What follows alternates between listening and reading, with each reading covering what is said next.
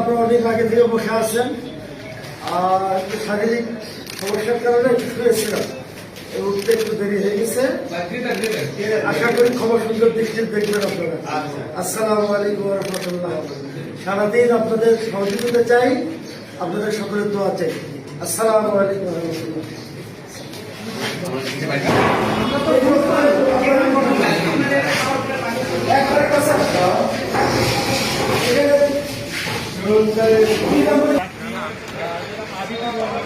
এই মাত্র উনি ভোট দিয়ে বের হলেন, উনি এখানে আছেন। আমরা একটু সরাসরি তার সাথে কথা বলতে চাই। বলি আপনি জানেন যে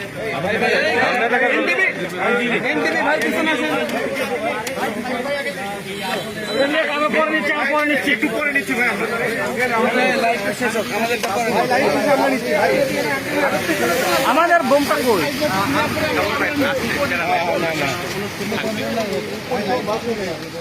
জামাত এবং প্রার্থীরা অংশগ্রহণ করেছেন এবং আরেকটি দলের প্রার্থী কিন্তু সেখানে অংশগ্রহণ করেছে, যদি তার কোনো কার্যক্রম আমাদের নজরে পড়েনি। তবে আমরা সরাসরি কথা বলতে চাই সমর্থিত প্রার্থী জনাব আরিফুর রহমান সোহেলের কাছ থেকে, যে তিনি ভোট প্রদান করলেন। জনাব আরিফুর রহমান সোহেল, আপনি তো ভোট প্রদান করলেন, এইমাত্র আমি আমার ভোট প্রদান করে বের হলাম।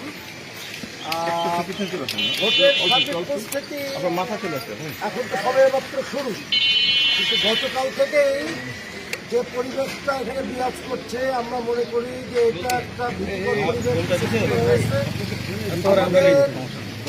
ট্যাংরা এলাকায়, মামুদা ইউনিয়নের ট্যাংরা এলাকায় গতকাল আমাদের এক কর্মীকে মারপিট করে জখম করা হয়েছে। আমরা এটা রিটার্নিং অফিসার বরাবর অভিযোগ দিয়েছি, সাহেবকে অবগত করেছি, ডিসি সাহেবকে অবগত করেছি এবং বিভিন্ন এলাকায় আমাদের কর্মীদেরকে ভয়ভীতি দেখানো হয়েছে রাতভর। এবং সবচেয়ে বড় ব্যাপার হলো আমাদের নারী কর্মীদেরকে মানে হেনস্থা করা হচ্ছে কয়েকদিন ধরে। এ ব্যাপারে ইতিপূর্বে আমরা অভিযোগ করেছি, আজকেও আমরা শুনেছি আমাদের নারী কর্মীদেরকে রাতে বিভিন্ন জায়গায় ভয়ভীতি দেখানো হয়েছে। আগামীকাল কেন্দ্রে গেলে পরে দেখে নেওয়া হবে। নারীদেরকে এইভাবে হেনস্থা করা এবং নারী সম্পর্কে একটা বিরূপ মন্তব্য গতকাল করায় বগুড়ার জনগণ এ ব্যাপারে ক্ষুব্ধ। আমরা প্রশাসনের কাছে জোর দাবি জানাবো যে আজকে সারাদিন তারা যেন সতর্ক থেকে যে কোনো ধরনের সন্ত্রাসী এবং ভোট বিরোধী কার্যক্রমকে প্রতিহত করে নির্বাচনের সুষ্ঠু পরিবেশ নিশ্চিত করে। সকলকে ধন্যবাদ। আপনারা সাংবাদিক বন্ধুদের কাছে আমাদের আহ্বান যে আপনারা মানে যদি সচেতন থাকেন, তাহলে এখানে ভোট জালিয়াতি, ভোট দিয়ে কোনো ধরনের অনিয়ম এবং নির্বাচনের কোনো কারচুপি অথবা ইঞ্জিনিয়ারিং কোনো কেউ চিন্তা করে, এটা আপনাদের মাধ্যমে এটা ভেসে যাবে ইনশাআল্লাহ, নস্যাৎ হবে বলে আমি মনে করি। প্রশাসনের সহযোগিতা চাই।